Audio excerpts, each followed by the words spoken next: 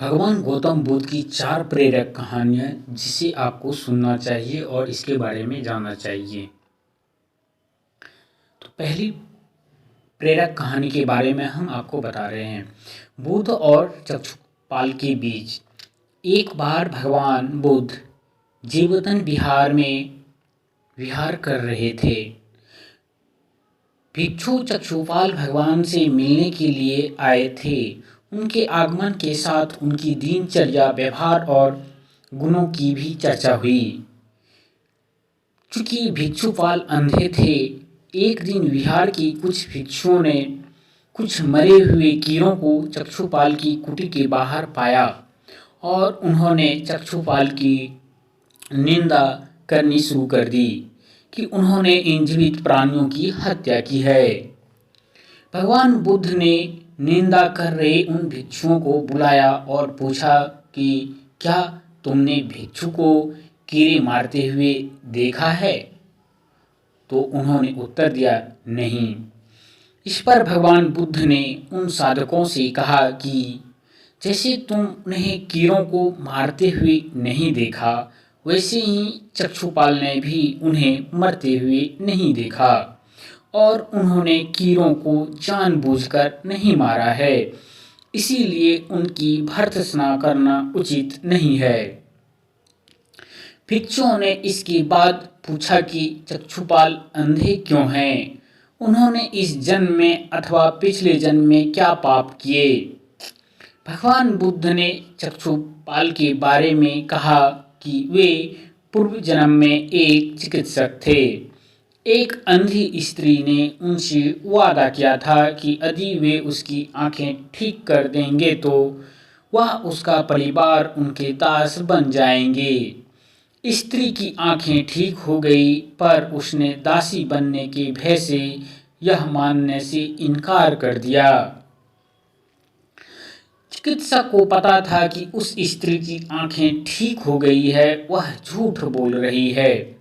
उसे सबक सिखाने के लिए या बदला लेने के लिए चक्षुपाल ने दूसरी दवा दी। उस दवा से महिला फिर अंधी हो गई।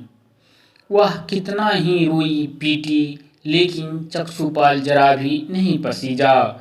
इस पाप के फलस्वरूप अगले जन्म में चिकित्सक को अंधा होना पड़ा। अब हम दूसरे प्रेरक कहानी के बारे में बताएंगे। एक बार भगवान बुद्ध अपने अनुयायियों के साथ किसी गांव में उपदेश देने जा रहे थे।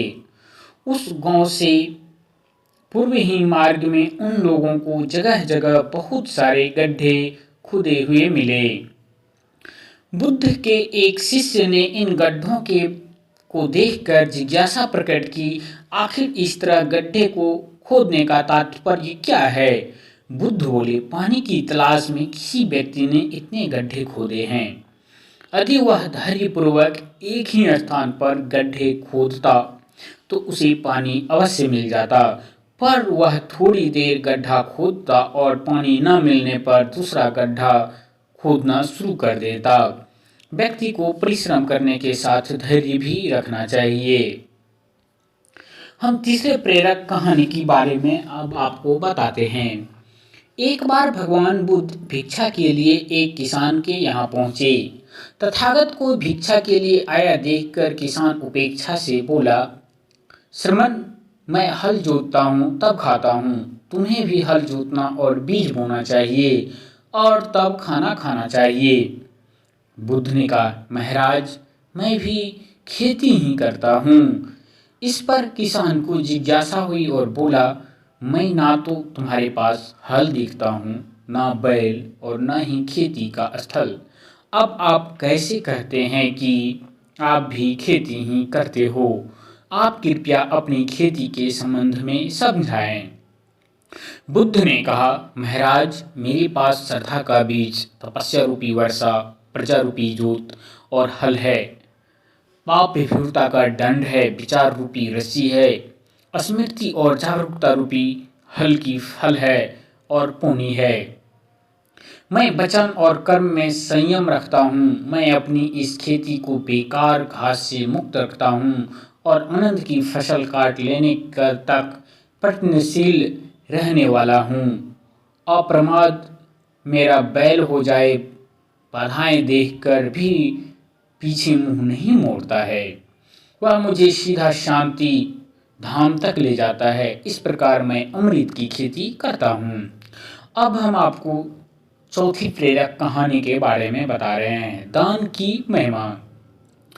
भगवान बुद्ध जब पाटलिपुत्रा में शुभागमन हुआ तो हर व्यक्ति अपनी अपनी संपत्ति स्थिति के अनुसार उन्हें उपहार देने की योजना बनाने लगा।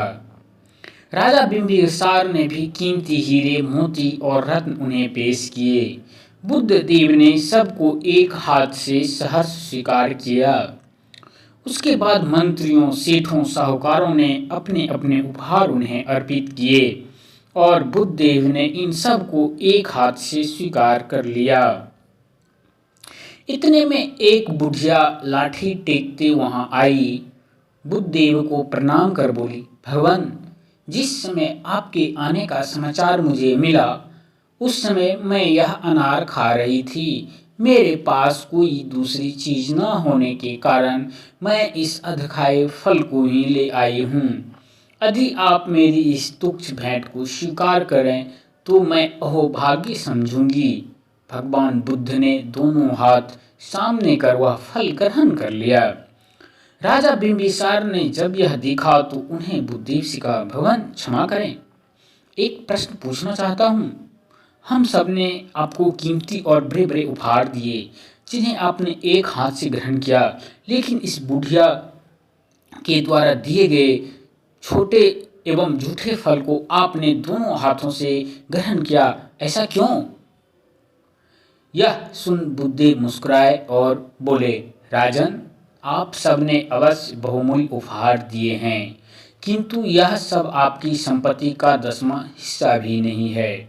आपने यह दान दीनों और गरीबों की भलाई के लिए नहीं किया है, इसीलिए आपका यह दान सात्विक दान की श्रेणी में नहीं आ सकता।